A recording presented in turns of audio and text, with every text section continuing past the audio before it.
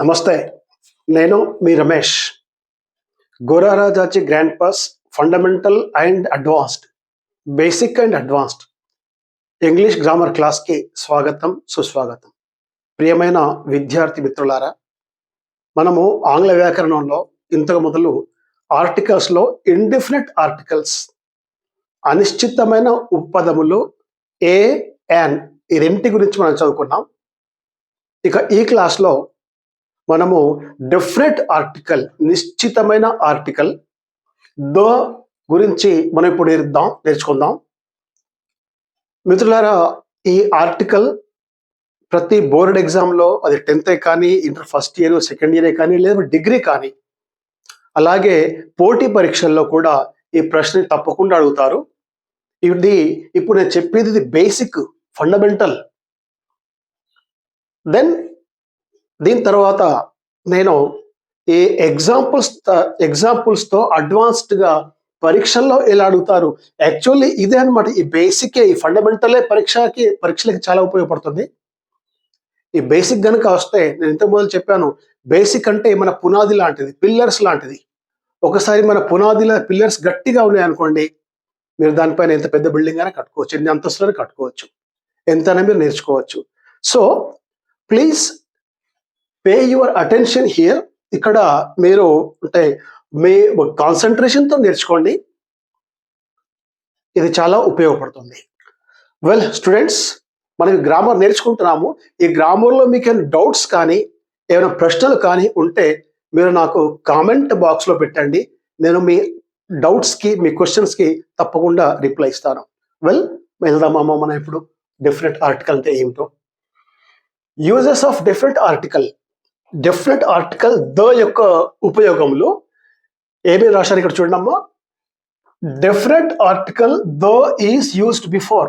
చూడమ్మా, మీరు నోట్ బుక్స్లో మీరు రాసుకునేటప్పుడు పూర్తిగా రాసుకోండి. నేను ఇక్కడ ఇది the definite article the is used before ఇక్కడ కోలన్ పెట్టి number 1 a particular noun already mentioned or discussed. అంటే ఇది మొత్తం ఒక సెంటెన్స్ అనమాట. అలాగే ఈ రెండవది ఏదైతే ఉందో, definite article the is used before a singular noun to represent the whole class, ఇది మొత్తం ఒక సెంటెన్స్ అనమాట. సో మీరు రాసుకునేటప్పుడు మాత్రం సెంటెన్స్ అంటే మీ నోట్ బుక్లో పూర్తి రాసుకోండి అమ్మా. ఇది రాసి ఇది రాయండి, ఇది రాసి మళ్ళీ ఇది రాయండి, అలాగే ఇది రాసి మళ్ళీ ఈ మూడోది రాయండి. ఎందుకంటే ఇక్కడ బోర్డు పైన ప్లేస్ తక్కువగా ఉండడం వల్ల నేను మొత్తం రాయలేకపోతున్నాను. కాకపోతే మీరు మీ నోట్బుక్లో మాత్రం పూర్తిగా రాసుకోండి. సో ఇది ఒక సూచన. Then definite article the is used before. ఈ డెఫినెట్ ఆర్టికల్ ద ఏదైతే ఉందో అది ఎక్కడ యూజ్ చేస్తారు, ఇంతమంది చెప్పారమ్మా. డెఫినెట్ అంటే అదే అనమాట, నిశ్చితంగా, ఖచ్చితంగా అదే డెఫినెట్ ఆర్టికల్. ద అన్నామంటే ఖచ్చితంగా అదే అనమాట. ఎక్కడెక్కడ యూజ్ చేస్తాం ఇప్పుడు మనం చూద్దామమ్మా. A particular noun already mentioned or discussed. Definite article the is used before a particular noun already mentioned or discussed. Already mentioned or discussed ఏమంటుందమ్మా ఇక్కడ చూడండి. విశేషమైన లేదా ఫలానా, విశేషమైన లేదా ఫలానా వ్యక్తి లేదా వస్తువును లేదా ఇంతకు ముందు ఉల్లేఖించిన నామవాచకములను సూచించుటకు దను వాడతారు. ఇంతకు ముందు ఉల్లేఖించిన, మెన్షన్డ్, ఆల్రెడీ మెన్షన్డ్. సపోజ్ మనం దేని గురించి అయినా ఇంతకుముందు మాట్లాడినాం అనుకోండి, అటువంటి నామవాచకాల ముందు దని ఉపయోగిస్తారు. లేదా డిస్కస్డ్, చర్చించామనుకోండి ఇంతకుముందు దేని గురించి అయినా, దాన్ని మళ్ళీ రిపీట్ చేస్తూ ఎప్పుడైతే చెప్తామో అప్పుడు దాని ముందు కూడా ద అనే డెఫినెట్ ఆర్టికల్ని వాడతారు. ఇంకోసారి చూద్దాను. విశేషమైన లేదా ఫలానా, ఫలానా అంటే అదే అనమాట, స్పెషల్లీ అదే అనమాట. వ్యక్తి లేదా వస్తువు, అదే వ్యక్తి లేదా అదే వస్తువు, ఫలానా వ్యక్తి ఫలానా వస్తువు, అది ఏదైతే మనం ఇంతకుముందు చర్చించామో, ఇంతకుముందు ఉల్లేఖించామో, దాని గురించి ఎప్పుడైతే మనం చెబుతామో అప్పుడు అటువంటి నామవాచకాల ముందు దని వాడతారు. ఇక ఎగ్జాంపుల్ చూద్దాం, మనకి క్లియర్ అయిపోతుంది. Example number 1, I like the book which you gave me. I like the book. ఇక్కడ బుక్ ముందు వాడినమ్మా, ద బుక్. ఇంతకుముందు మనము ఆ బుక్ అనుకున్నాం. ఆ బుక్ అంటే ఒక పుస్తకం, ఏదైనా పర్లేదు. ద బుక్ అంటే అదే పుస్తకం. విచ్ యూ గేవ్ మీ, నువ్వు లేదా మీరు ఏదైతే నాకు ఇచ్చారో, నువ్వేదైతే నాకు పుస్తకం ఇచ్చావో అదే పుస్తకం నాకు చాలా ఇష్టం. I like the book which you gave me. I like the book which you gave me అంటే అదే పుస్తకం అన్నమాట. ఇక మనము దీనికి ఎగ్జాంపుల్స్ ఇంకా పెంచొచ్చమ్మా. I like the pen which you gave me. I like the gift which you gave me. ఇలా ఎన్నైనా ఎగ్జాంపుల్స్ చెప్పుకోవచ్చు. అంటే గిఫ్ట్ కానీ, పెన్ కానీ, బుక్ కానీ ఇంతకుముందు ఇచ్చారు, లేకపోతే ఇంతకుముందు దాని గురించి మాట్లాడుకున్నారు. ద బుక్ అంటే అదే పుస్తకం అనమాట. అంటే ఇచ్చిందనమాట, ఇంతకుముందు ఇచ్చిన పుస్తకమే. I like the book which you gave me. The book అంటే ఏ పుస్తకం అయితే ఇచ్చాడో, ఏ పుస్తకం అయితే ఇచ్చిందో అదే పుస్తకం నాకు చాలా ఇష్టం. అంటే ఈ పుస్తకాన్ని మనము ఇంతకు ముందు ఉల్లేఖించాము, ఉల్లేఖించామన్నట్టు పుస్తకాన్ని. Second example, we want to go to the garden. We want to go to the garden. The garden అదే గార్డెన్ అనమాట. అంటే ఇంతకుముందు పోయిన గార్డెనో, లేకపోతే ఇంతకుముందు ఉల్లేఖించిన గార్డెనో, అదే గార్డెన్ కి we want to go to the garden, మాకు అదే గార్డెన్ పోవాలని ఉంది అంటే ఇంతకు ముందు పోయిందన్నమాట దాని అర్థం. ఇక third example, once upon a time there was a king. ఇది ఒక ఎగ్జాంపుల్ అమ్మా. ఏమన్నాము, ఇంతకు ముందు ఉల్లేఖించిన లేదా డిస్కస్ చేసిన, ఇంతకు ముందు ఉల్లేఖించిన పేరు. ఇక్కడ బుక్ అన్నాము, ఇక్కడ గార్డెన్ అన్నాము, ఇక్కడ ఏమంటున్నాము, once upon a time there was a king. There was a king, ఇక్కడ ఏ యూజ్ చేశామమ్మా. There was a king. Once upon a time there was a king. ఒక రాజు ఉండేను, ఒకనొకప్పుడు ఒక రాజు ఉండేను. ఒక రాజు, ఇక్కడ ఒక రాజు. మళ్ళీ ఈ రాజుని ఎప్పుడైతే మళ్ళీ మనం రిపీట్ చేస్తున్నామో, ఈ రాజుని మళ్ళీ మనం ఎప్పుడైతే రిపీట్ చేస్తున్నామో, ఈ నామవాచకాన్ని మళ్ళీ రిపీట్ చేస్తున్నాం కదా, అప్పుడు ఆ నామవాచకం ముందు ధోని యూజ్ చేస్తారు. The king had 7 sons. The king had, which king, ఏ కింగ్, ఇదే కింగ్ అనమాట. Once upon a time there was a king. ఏ కింగ్ అయితే మనం ఇక్కడ యూజ్ చేశామో, మెన్షన్ చేశామో, అదే కింగ్ కి 7 sons, 7 కుమారులు ఉన్నారు. సో ఈ విధంగా అంటే ఒక నామవాచకము ఏదైతే మనము ముందు మెన్షన్ చేస్తామో, అదే నామవాచకాన్ని మళ్ళీ రిపీట్ ఎప్పుడైతే చేస్తామో, అటువంటి అప్పుడు ఆ నామవాచకం ముందు ద అనే డెఫినెట్ ఆర్టికల్ వాడతారు. సపోజ్ ఇక్కడ ఈ మూడవ ఎగ్జాంపుల్లో once upon a time there was a king. ఆ కింగ్ హ్యాడ్ 7 sons. అంటే ఇక్కడ దోకి బదులు ఏ కనుక వాడినాం అనుకోండి, అంటే అప్పుడు ఈ రాజు వేరు, ఈ రాజు వేరు. ఫస్ట్ సెంటెన్స్ లో ఉన్న కింగ్ వేరు, సెకండ్ సెంటెన్స్ లో ఉన్న కింగ్ వేరు. ఏ 2 సార్లు ఏ వాడితే డిఫరెంట్ కింగ్స్ ఆర్ దేర్. ఇక రెండో సెంటెన్స్ లో మనం దో గనక వాడామనుకోండి, అంటే అదే రాజు అనమాట. ఫస్ట్ సెంటెన్స్ లో ఏ రాజు అయితే మనము ఉల్లేఖించామో, మెన్షన్ చేశామో అదే రాజు అనమాట. సో ఈ విధంగా ఈ డిఫరెంట్ ఆర్టికల్ దో ఏదైతే ఉందో, ఈ దో ఖచ్చితంగా అదే వ్యక్తిని లేదా అదే వస్తువుని సూచిస్తుంది అనమాట. ఇది రెండవ ఎగ్జాంపుల్, ఇది మూడవ ఎగ్జాంపుల్ ఇక్కడ. అంటే పర్టికులర్ వస్తుంది అనమాట. ఈ ఫస్ట్ ఎగ్జాంపుల్లో, ఫస్ట్ యూజ్ లో మూడవ ఎగ్జాంపుల్. ఇక మనము రెండవ ఉపయోగానికి వెళ్దామమ్మా. Second use of the. ఇది ఒకటవది. ద చాలా ఉన్నాయమ్మా, ఇప్పుడు మెన్షన్ చేద్దాం, ప్రతి చూద్దాం డీటెయిల్ గా. ఇది ఒకటవది. ఇప్పుడు రెండవది. ఇక రెండవది ఏంటి, definite article the is used before. మీరు నోట్బుక్ లో మాత్రం దయచేసి పూర్తిగా రాసుకోండి. Definite article the is used before a singular noun to represent the whole class. A singular noun to represent the whole class. Definite article number 2. ఉపయోగం number 2 అని రాసుకుంటారు మీరు. Definite article though is used before a singular noun to represent the whole class. To represent the whole class. Singular noun generally మనము నేర్చుకున్నామమ్మా, singular noun ముందు article a లేదా an రాస్తామని. Singular noun ముందు article a లేదా an use చేస్తామని నిన్న నేర్చుకున్నాము. కానీ ఇక్కడ ఒక ఎగ్జాంప్షన్ ఉందమ్మా.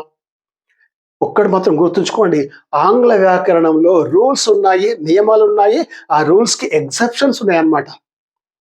అంటే నియమాలు ఉన్నాయి, వాటికి అపవాదాలు ఉన్నాయి. Rules and exemptions. Rules and exemptions. ఇక్కడ కూడా అదే రూల్ అండ్ ఎగ్జంప్షన్. ఇక్కడ ఏమంటున్నాము, ఏకవచన నామవాచకం ముందు. అంటే జనరల్లీ ఏకవచనం ముందు అయితే మనం ఏ యూజ్ చేస్తాం లేదా యాన్ యూజ్ చేస్తామో, బట్ ఇక్కడ ఏకవచన నామవాచకం ముందు దోని యూజ్ చేస్తారు. అప్పుడు దాని అర్థం మారుతుందమ్మా. ఏమవుతుంది అప్పుడు? సంపూర్ణ జాతిని సూచించుటకై, అంటే ఒక నామవాచకం ముందు మనం ద గనక సింగులర్ అంటే ఏకవచన నామవాచకం ముందు ద గనక యూజ్ చేసామనుకోండి, అప్పుడు అది ఒక వస్తువు కాకుండా, ఒక ప్రాణి కాకుండా, ఒక నామవాచకం కాకుండా సంపూర్ణ జాతిని, పూర్తి క్లాస్ని అది రిప్రజెంట్ చేస్తుంది లేదా సూచిస్తుంది. సంపూర్ణ జాతిని సూచించుటకై ఏకవచన నామవాచకం ముందు దను వాడతారు. అంటే ఈ ఎగ్జాంపుల్తో ఇంకా క్లియర్ అవుతుందమ్మా. ఏకవచనం ముందు మనం ఏ వాడతారు నిన్న నేర్చుకున్నాం, బట్ ఇక్కడ ఎగ్జామ్స్లో అడుగుతారమ్మా. ఎగ్జామ్స్లో ఇది కాంపిటేటివ్ ఎగ్జామ్స్లో వస్తుంది. జనరల్ ఇది ఎక్కడ వస్తుంది? కాంపిటేటివ్ ఎగ్జామ్స్లో. అంటే ఏకవచనం ముందు మనం ధ్వని వాడము, ఇది నేర్చుకున్నాము, బట్ వాడినామా అనుకోండి, అప్పుడు అది ఏకవచనం కాకుండా సంపూర్ణ జాతిని సూచిస్తుంది. ఎగ్జాంపుల్ చూడండి అమ్మా. ద కౌ, గోవు, ఆవు. ఆవు ఏకవచనము, కౌ అంటే ఏకవచనము, కౌస్ అంటే అనేకవచనం, బహువచనము. ఇక్కడ కౌ రాశాము. ఇక్కడ ద కౌ అంటే ఇక్కడ ఈ కౌ అనేది ఏకవచనమే, దాని ముందు ద యూజ్ చేశాము. అంటే ఇదేం రిప్రజెంట్ చేస్తుంది? The cow is a useful animal. The cow is a useful animal. గోవు, గోమాత ఉపయోగకరమైన జంతువు. అంటే ఒక గోవు కాదు, పూర్తిగా గోవుల యొక్క క్లాస్ అనమాట, పూర్తిగా గోవుల జాతి అనమాట. అన్ని ఆవులన్నీ, గోమాతలన్నీ అంటే గోవులన్నీ ఉపయోగకరమైన జంతువులు అని అర్థం అనమాట. The cow is a useful animal. ఇక్కడ ఈజ్ యూజ్ చేసాం, యానిమల్ సింగులర్ యూజ్ చేసాం, ఈజ్ కూడా సింగులర్కి యూజ్ చేస్తారు.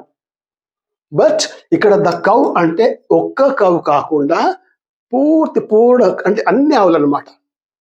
అన్ని ఆవుల జాతిని సూచిస్తుంది ఇక్కడ ద కౌ అంటే. ఈ విధంగా ఈ సింగులర్ ముందు కౌ ద వచ్చింది అనుకోండి, అది ఒక్క ఆవు కాకుండా, ఒక్క ప్రాణి కాకుండా సంపూర్ణ జాతిని సూచిస్తుందమ్మా ఇక్కడ. ఇది కాంపిటేటివ్ ఎగ్జామ్స్లో అడుగుతారు, బోర్డు పరీక్షలు అడుగుతారు. రాసుకోండి, గుర్తుంచుకోండి. ఇక సెకండ్ ఎగ్జాంపుల్ దీంట్లో, the dog is an honest animal. The dog same అన్నమాట బెట.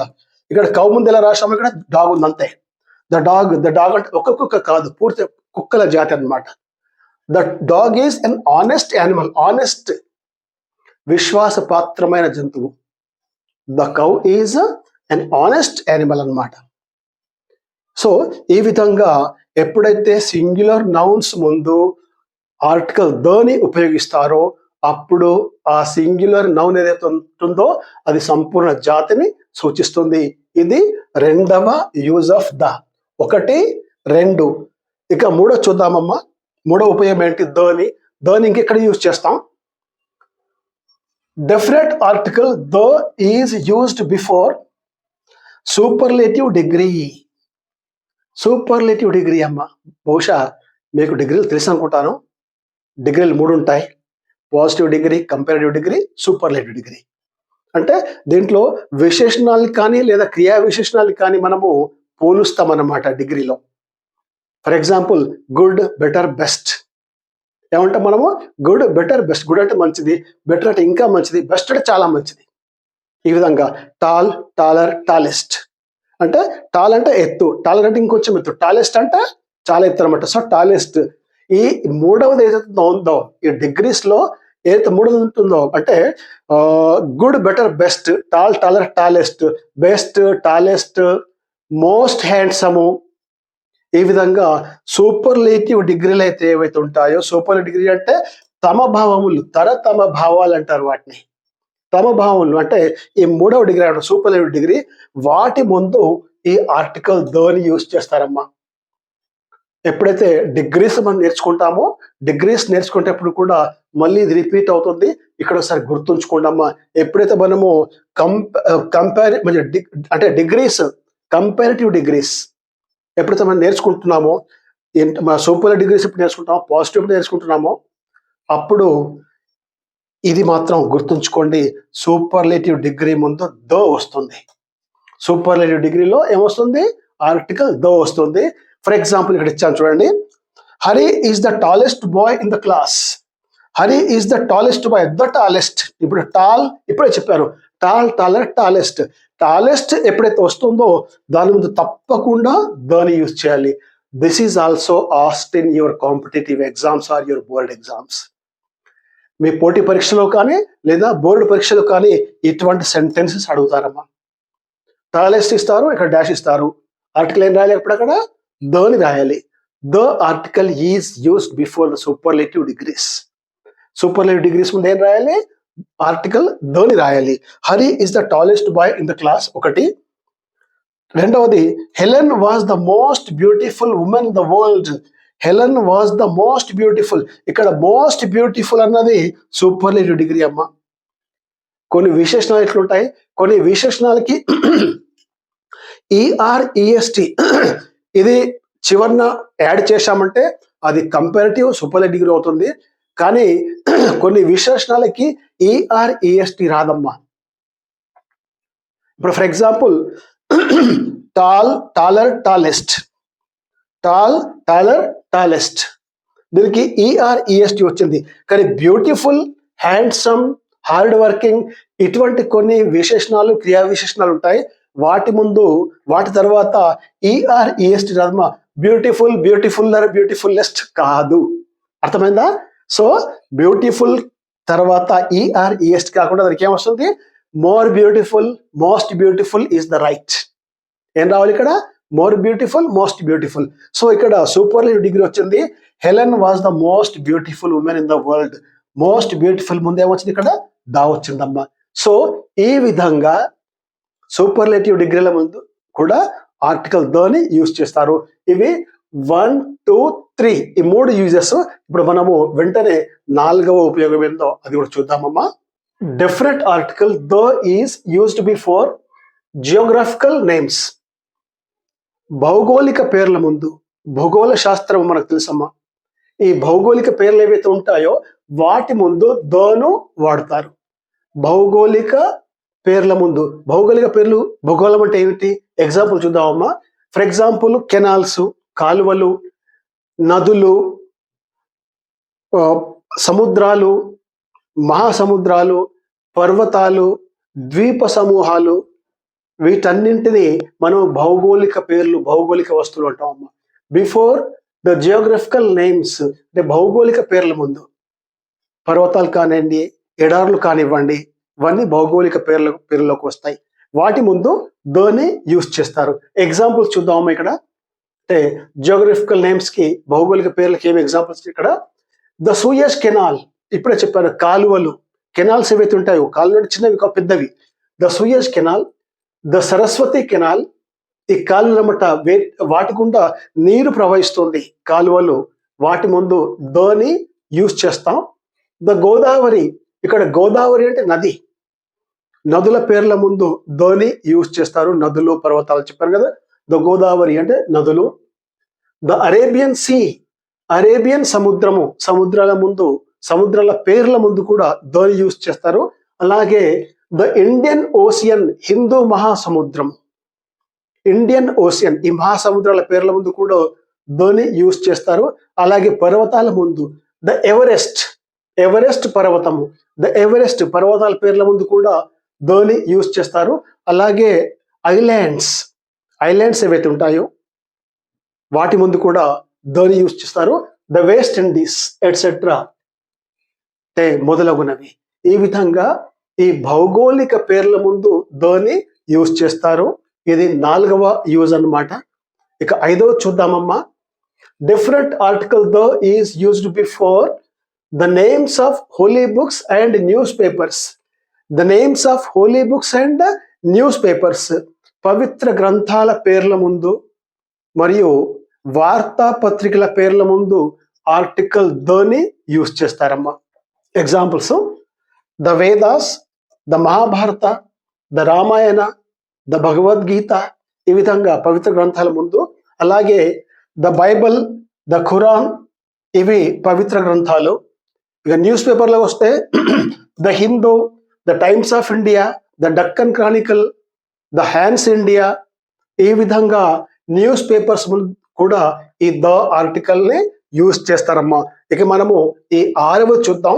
ఈ న్యూస్ పేపర్స్, హోలీ బుక్స్ తర్వాత 6th వన్ ఏమి ఇచ్చారు ఇక్కడ చూద్దాం. ఇక్కడ definite article the is used before the names of unique things. The names of unique things. Unique అంటే కేవలం ఒకే ఒకటి, అటువంటి వేరే ఉండవు అన్నమాట. ఇక ఫర్ ఎగ్జాంపుల్ సూర్యుడు ఒక్కడే, వేరే సూర్యుడు లేరిక. ఆ విధంగా అంటే ఈ కేవలం ఒకే ఒక రకమైన పేర్ల ముందు ద ఆర్టికల్ని వాడతారు. కేవలం ఒకే ఒక రకమైన పేరేంటి? ఫర్ ఎగ్జాంపుల్ ద సన్ సూర్యుడు, ద మూన్, ది ఎర్త్, ఇటువంటి అన్నమాట. అంటే ఇవి యునిక్ థింగ్స్, ఇంకొకటి లేదన్నమాట. అటువంటప్పుడు వీటి పేర్ల ముందు మనము దోని యూజ్ చేస్తాము. ఇక నెక్స్ట్ వచ్చి 7th అమ్మా. ఈ డిఫరెంట్ ఆర్టికల్ ఇక 7th ఇంకెక్కడ యూజ్ చేస్తాం మనము? Definite article the is used before musical instrument and ordinal numbers. Musical instrument, సంగీత వాయిద్యాలు ఏవైతే ఉంటాయో వాటి ముందు ఆర్టికల్ దో వస్తుందమ్మా. అలాగే ఆర్డినల్ నంబర్స్, క్రమ సంఖ్యలు ఏవైతే ఉంటాయో 1st, 2nd, 3rd, 4th, వాటి ముందు కూడా ఈ దోని యూజ్ చేస్తాము. So different article the is used before musical instrument and ordinal numbers. ఇక మ్యూజికల్ ఇన్స్ట్రుమెంట్స్ మనకు తెలుసమ్మా, ఏంటి అవి? The veena, the flute, the veena, the flute. మళ్ళీ ఆర్డినల్ నంబర్స్ వచ్చి the 5th, the 10th, the 7th. ఈ విధంగా ఆర్డినల్ నంబర్స్ మరియు మ్యూజికల్ ఇన్స్ట్రుమెంట్స్ ముందు కూడా దోని యూజ్ చేస్తారు. ఇది 7th one.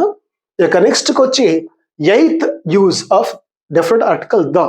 Different article the యొక్క 8వ ఉపయోగం ఏంటో చూద్దాం. ఇక్కడ definite article the is used before adjectives. చూడండి అమ్మా, నిన్ననే మనం నేర్చుకున్నాం ఈ ఆర్టికల్స్ నౌన్స్ ముందు యూజ్ చేస్తామని. ఆర్టికల్ ఏ అండ్ ఎక్కడ యూజ్ చేస్తాం మనము? నౌన్స్ ముందు. దోని కూడా నౌన్స్ ముందే. బట్ అపవాదంగా ఇక్కడ అడ్జెక్టివ్స్ ముందు యూజ్ చేస్తున్నామట. ఇది కూడా గుర్తుంచుకోండి.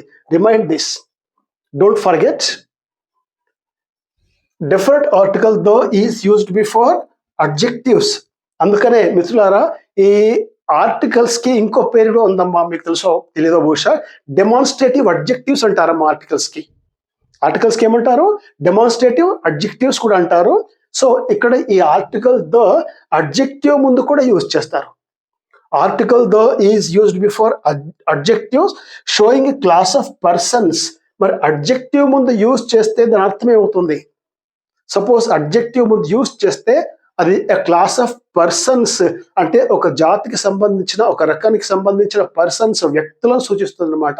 ఒక వర్గానికి, ఒక వర్గమును సూచించుటకు, ఒక వర్గమును దేన్ని సూచించుటకు? ఒక వర్గమును, ఒక వర్గాన్ని సూచించేందుకై విశేషణముల ముందు దోను వాడతారు. అంటే విశేషణం ముందు ఎప్పుడు వాడతారు? ఒక వర్గాన్ని సూచించుటకు. ఎగ్జాంపుల్తో ఇంకా క్లియర్ అవుతుంది. ఏముంటుంది ఎగ్జాంపుల్లో? The rich should help the poor. The rich should help the poor. ఇక్కడ ద రిచ్ అంటే, ఈ రిచ్ అనేది అడ్జెక్టివ్ అమ్మా. ఇక్కడ రిచ్ అనేది అడ్జెక్టివ్, పువర్ అనేది adjective. Poor adjective, rich adjective, poor adjective. దాని ముందు ఇక్కడ దో వచ్చిందమ్మా. అంటే ఇక్కడ ద రిచ్ అంటే ఒక్కరు కాకుండా పూర్తిగా వర్గం, అంటే శ్రీమంతుల వర్గం అనమాట, శ్రీమంతులందరూ. ఇక్కడ ద పువర్ అంటే పేదలందరూ అనమాట, ఒక్క పేదోడు కాదు, అందరు పేదలందరూ అనమాట. ఎగ్జాంపుల్ ఏముంది ఇక్కడ? The rich should help the poor. శ్రీమంతులు పేదలకి సహాయం చేయాలి. సో ఈ విధంగా అడ్జెక్టివ్స్ ముందు ఎప్పుడైతే ఆర్టికల్ దని యూజ్ చేస్తారో అప్పుడు అది ఒక వర్గాన్ని సూచిస్తుంది. దేన్ని సూచిస్తుంది? ఒక వర్గాన్ని సూచిస్తుందమ్మా. సో ఈ విధంగా ఇవి 8 ఇక్కడ చూసాం. ఇక 9ది కూడా చూద్దాం. ఇక 9ది చూద్దామమ్మా. Definite article the is used before proper nouns when it is qualified by an adjective. Proper nouns మనము జనరల్లీ ఈ ఆర్టికల్స్ ప్రాపర్ నౌన్స్ ముందు యూజ్ చేయరు, జనరల్లీ యూజ్ చేయరు. బట్ ఒకవేళ యూజ్ చేస్తే ఎప్పుడు యూజ్ చేస్తారు మరి? క్వాలిఫైడ్ బై అన్ అడ్జెక్టివ్ అంటే ఒక నామవాచకము విశేషణంతో వర్ణించినప్పుడు. విశేషణము ఎప్పుడైతే ఒక నామవాచకాన్ని వర్ణిస్తుందో, మనం ఇంతకుముందు విశేషణం చదివామా. విశేషణం ఫంక్షన్ ఏంటి? విశేషణాలు నామవాచకాన్ని కానీ లేదా సర్వనామాన్ని కానీ వర్ణిస్తాయి.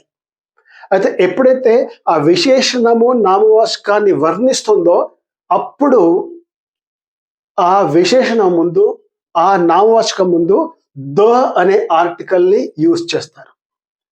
ద అనే ఆర్టికల్ని ప్రాపర్ నౌన్ ముందు ఎప్పుడు యూజ్ చేస్తాం? ఎప్పుడైతే ఆ ప్రాపర్ నౌన్ విశేషణంతో వర్ణించబడుతుందో. ఎగ్జాంపుల్ చూద్దాం అమ్మా, క్లియర్ అవుతుంది ఇంకా. ద గ్రేట్ అశోక, అశోక మహారాజు, king. The great Ashoka, the great Kalidasa, poet. The great Kalidasa. ఎప్పుడైతే మనము గ్రేట్ పీపుల్ పేర్లను తీసుకుంటామో అప్పుడు వాళ్ళ పేర్ల ముందు ద గ్రేట్ అని యూజ్ చేస్తాం. ద గ్రేట్ షేక్స్పియర్, ఆంగ్ల రచయిత, కవి. సో ఈ విధంగా ఎప్పుడైతే ప్రాపర్ నౌన్స్ ని మనం యూజ్ చేస్తామో, అశోక, కాళిదాస, షేక్స్పియర్, అటువంటప్పుడు గ్రేట్ అని చెప్పి దాని ముందు దోని యూజ్ చేస్తారనమాట. సో ఈ విధంగా ఇది ప్రాపర్ నౌన్స్ ముందు దోని యూజ్ చేస్తారు. ఇక నెక్స్ట్ వచ్చమ్మా, definite article the is used before an adverb. చూడండి అమ్మా, అడ్వర్బ్ క్రియా విశేషణము. ఫస్ట్ అయితే నిన్నైతే మనం ఇంతకుముందు ఈ క్లాస్లో ఏ క్లాస్ అయితే ఏ అని నేర్చుకున్నామో అప్పుడు మనం ఏం నేర్చుకున్నాం? నామవాచకముల ముందే యూజ్ చేస్తామని నేర్చుకున్నాం.